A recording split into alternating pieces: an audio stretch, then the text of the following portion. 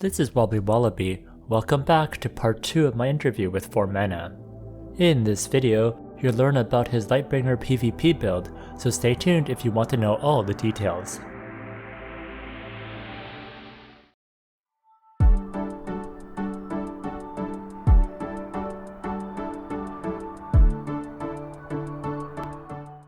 In case you missed part 1 of the interview which covers PvE, I'll put a link in the description. Now let's begin with part 2. First, how well do you think Lightbringer performs in PvP?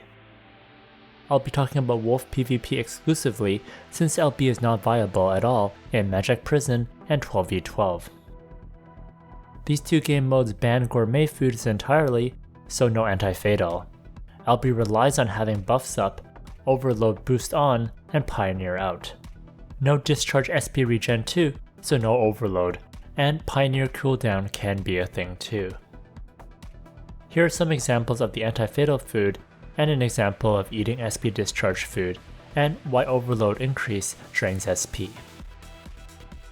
In War of Imperium, it is still viable, but has fallen out of favor heavily since the release of the 3rd star rune, since Photon Turbulence was a huge flop, as it did not solve any problems, nor add any utility at all to the class. The runes released for other classes were much more impactful as well. Pioneer just can't survive well enough in mass PvP situations too, but it would be too broken if it could. Here is the Photon Turbulence star rune. He continues, for Wolf it depends a lot on who's playing it and how the LB is built. It is one of the most annoying classes to play against because it brings another unit to the fight essentially. The experience varies a lot depending on how good the enemy Chronomancer is, as with other classes as well. I've been playing LB even before the AI patch, which added magnetic field and white noise, which encouraged a lot of other players to try it out, focusing on a more utility/tanky build. The build before this was to get as much damage as you can, have AI up, and hide in one corner and let the Pioneer do all the work, and hope it doesn't die or kill stuff. Just do enough damage. Then show up when you can when things get nasty for the other team to use Photon or charge arm cannon. The present day build can be pure tanky utility which plays like a begetter or hybrid that uses avalanche and damage accessories with other tanky gears. The biggest advantage hybrid can have is you can pressure the enemy team to wear Ghost String if you deal enough damage from arm cannon. And Machine Revolution, although it will be quite hard if you don't have that high of a handbook deposit, you can also match a squishy DPS's damage against them and still be much tankier in comparison. Here's the Ghost String card, which turns your armor to Ghost, so you only get 25% damage from neutral damage, which arm cannon is. Next, what is your PvP gear? Here's an overview of his build. He has nice morale 4 for armor, weapon, and face. He also has sharp blade 4 for accessories, and some other nice 4th enchants. For offhand, he switches a lot depending on the enemy. He has the Marine Soul Bulwark with the 24% elemental and neutral damage reduction. He uses that versus magic users. He also has Historical Witness with the important damage received from medium monsters minus 24%. He uses that when there are no magic users on the enemy team, since medium reduction doesn't apply for magic. Medium reduction covers everything for physical damage, including critical damage. For card, he uses the Basilisk card or the Maya card. Basilisk is good versus physical, and Maya is good versus magic. He also mentioned that the Pioneer is affected by these cards, in addition to the High Orc card. He did want to note that the Pioneer isn't affected by the Deathcat Cape, the Orc Lord card, or the Elemental Resist cards. Next for armor, he uses the Tide Rider armor and has the 13% Elemental and Neutral Reduction random attribute. There's also Great Wind, Earth, Water, Fire, and Neutral Damage Reduction. For card, he uses the Argiope card to turn his armor to poison, or the Ghost String card if dealing with neutral damage. Next for garment, he uses the Glorious Shoulder Badge with 12% skill damage reduction random attribute. This garment provides a ton of HP percentage. For card, he uses the Deviling Star card for great reductions. Next for shoes, he uses the Super Mecha War Boots. He has a 2% magic damage and damage reduction random attribute. This provides high physical and magic damage reduction. For card, he uses the Edga Star card for the permanent Endure and Snare immunity. Two alternative shoe cards are the Wasteland Lord card and the Dark Lord Star card. Next for accessories, he uses the Diamond Earring. He has the 6% penetration random attribute. This provides great raw attack and penetration percentage and is also reused for other classes. He uses the Fisherman card for his first accessory. For his second accessory, he uses the Diamond Earring again with the 6% penetration random attribute. He uses the Smoky card so he can have the Hiding skill. For alternative accessories, he suggested ones that give high HP percentage or damage reduction since they'll make you more tanky. Next for weapon, he uses the plus 15 Avalanche with 2 Skeleton Miner cards. Two other utility weapons include the plus 15 Raging Hurricane for insane medium damage size reduction. Another weapon includes the plus 15 Hologrenhen's Hammer so your equipment won't be damaged. That way you can swap out Eggshell Bew for something else. Next for head, he uses the Eggshell Bew for damage reduction and protects the equipment from being broken. He uses the Mentalist card for Fury immunity and Nice Vitality. Next for face, he uses the Goblin Leader Mask for the damage reduction from the human race. Also, one of the reasons he uses the Goblin Leader Mask is for the demi-human reduction, since elemental reduction doesn't work for the Pioneer. It just doesn't borrow it like skill damage increase. You need to pump demi-human reduction, and since the people don't have high damage to Formless, it's going to be hard to kill the Pioneer. Next for mouth, he uses the Kraken Treasure Key for the HP percentage and damage reduction. For back, he uses the Rathgrassy Fallen Feather for the move speed, penetration percentage, and chance to legs. Next for tail, he uses the Pana Guardian for the skill delay reduction and the skill damage. For relic, he uses the Valkyrie's Protections since it gives vitality and ignore defense.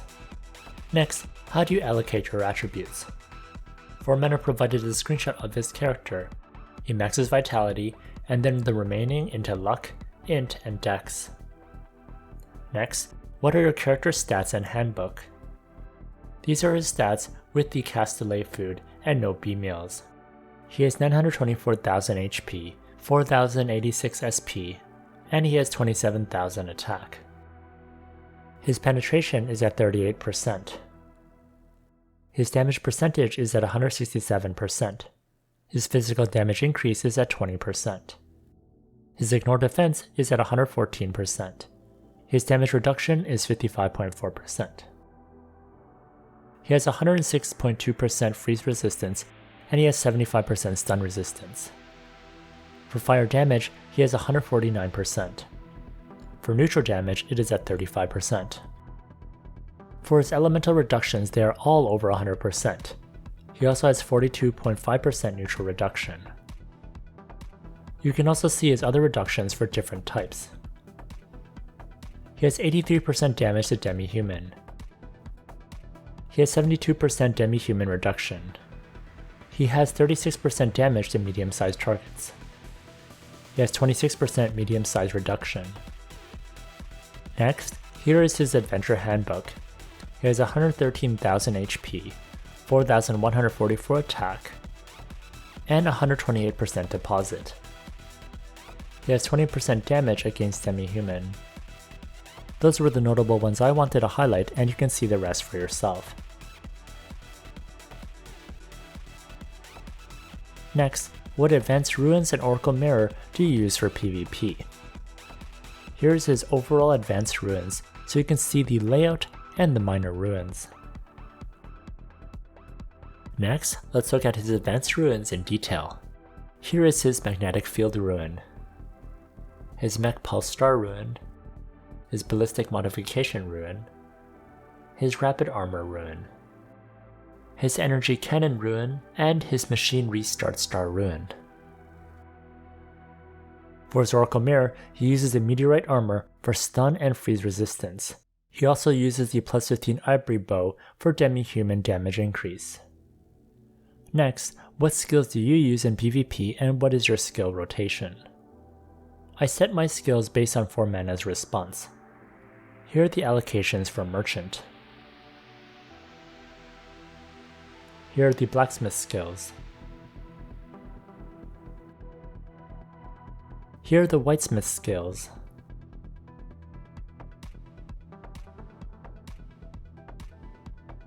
And here are the Mechanic skills. I'm not at job level 80 on my LB, otherwise the rest would go into maximizing force focus. For his manual skills, his first bar has Machine Revolution, Neutral Barrier, White Noise, Magnetic Field, Side Slide, and Arm Cannon. For his second manual bar, he has AI, Target Locked On, the Pioneer, Circle, Restart, and Hiding, which came from the Smoky card. For his Prepare for Elite, he has Meltdown, Loud Exclamation, Adrenaline Rush, Overthrust, Cart Boost, Overthrust Max, and Anti-Gravity Armor. There's no room for weapon perfection, so he uses the normal precision stone to make up for that. Axes deal 75% to medium size. You also don't need the stone if you use the wrench. For the Pioneer skill, depending on the enemy, it's either Magnetic Field or White Noise. Usually, when I versus other LB, I go for White Noise since enemy LB is always immune to Magnetic Field. For skill rotation, it's hard to say, so he provided a video that I can commentate on. He hides. He does a lot of hiding throughout this video. He also uses the side slide for great mobility. He arm cannons the enemy. He casts Machine Revolution. The Pioneer casts Magnetic Field. He also will sometimes cast Magnetic Field himself as well, or White Noise.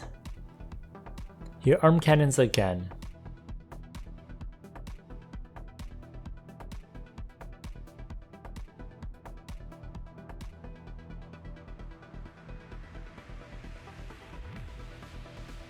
He uses White Noise and works as a team to pick off the enemy. One nice thing is he's fighting back here with his teammates, while his Pioneer's up front facing the enemies so far that you can't see it on the screen. That Pioneer is annoying the enemies with its skills. You can also see him continuously using Arm Cannon and Machine Revolution to deal damage to the enemies. As an enemy, I'd also be really annoyed having to deal with White Noise and Magnetic Field, from both him and from his Pioneer. For a group of enemies, he casts Magnetic Field, then Machine Revolution. Now that clump of enemies are quite sad.